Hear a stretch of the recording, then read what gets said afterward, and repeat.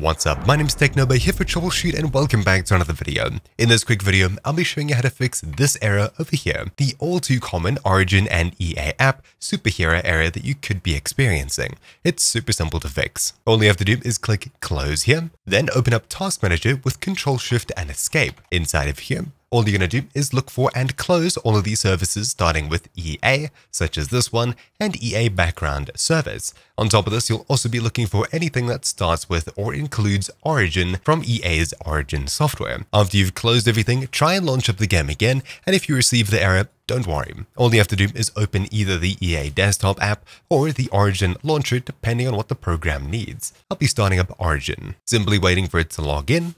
Even though it didn't load properly, now I should be able to fire up my game of choice and things will work properly. It's really that simple. So thank you all for watching, my name's been Technobo here for Troubleshoot, and I'll see you all next time.